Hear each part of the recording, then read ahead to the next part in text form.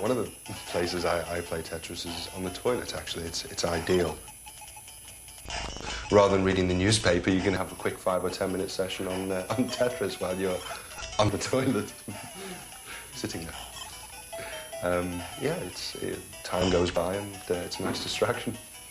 There's a lock on the door. That's the other appeal. You can play Tetris undisturbed, legitimately.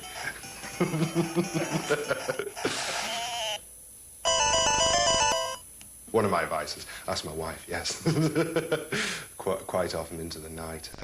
It's part of my job. The way I justify it is it's part of my job to sort of keep abreast of what the latest and greatest games are. What does she say to you? I don't know, she's usually asleep by the time we get to bed. The time goes and you don't realise, and you really don't want to break your train of thought. You're on a high score, you're on the highest level you've ever been on. You really don't want to tear yourself away to go for your tea or go to bed.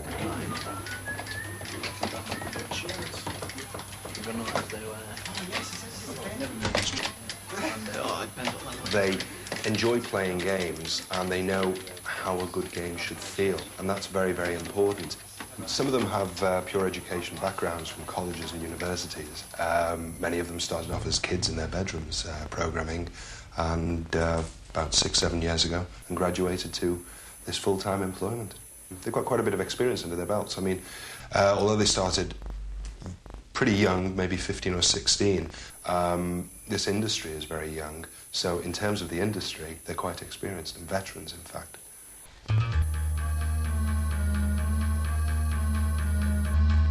You can just be sitting in a train or something, and the tune will come into your head. It drives you mad. You can't get them out of your head. You sort of jump around and climb up onto the railway. I'll have to dodge this train and electric currents that come up and down the train. And then that'll become another level where he'll be inside the subway train, and there'll be like subway-type characters that he's got to get past. This is a lad who works over there. His name's Jack. And I just put him in the game because he's ugly enough to be in it.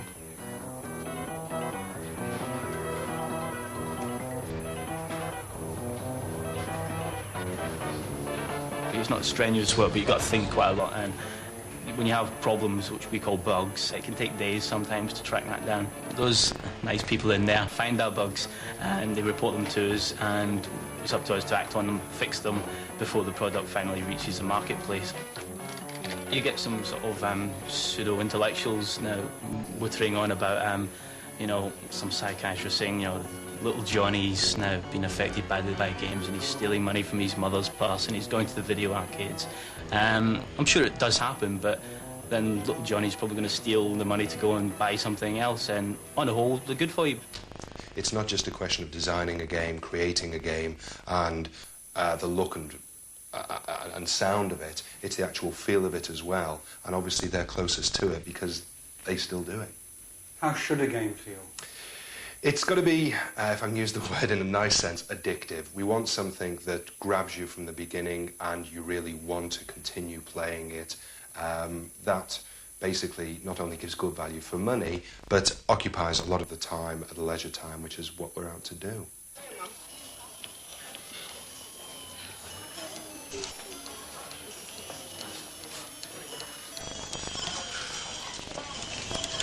I've been playing computers for about 2 years, so it doesn't take long to be addicted to it. Do you find if you've been listening to these tunes all evening, you go to sleep, they're still on your mind? Well, it drives your parents mad, the music, and it's always in your head, like this little tune. You've got it in your head all day, and it's really irritating. What does your mum think of you? What does your mum think of you playing this? Well, she doesn't like it at all, but I like it. And I've been asking for something for Christmas. And she says I've got too much computers, so I said no. I think computers is going to change all toys. I think in a couple of years, I think most kids are going to have computers, really. You must be aware of the various controversies that exist about video games. Yeah, you can come up with an explanation for all of them. Don't ask me that. There are controversies. Which one in particular?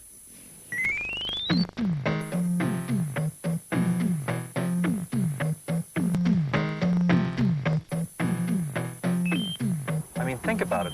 Children are up right now 35, 40, 45 hours a week engaged in some form of media. That means either television or video games or videotape viewing combined. That's extraordinary. That's more than they're doing almost anything else. It's more than they're going to school. It's more than they're doing in terms of sleeping, probably. I think it's a terrific problem. There are 120, perhaps, if you include the Game Boys, 130 million of these game systems available. And the question comes down to what is not being done when those game systems are being used. Parents' complaints against video games, and that the child now spends all his time. He's becoming a video game addict, they say. And I say to them, well, that's the whole idea. You don't master a game unless you become an addict of a game. And the great thing about childhood is you grow out of your addictions, and the terrible thing about adulthood, you die with them.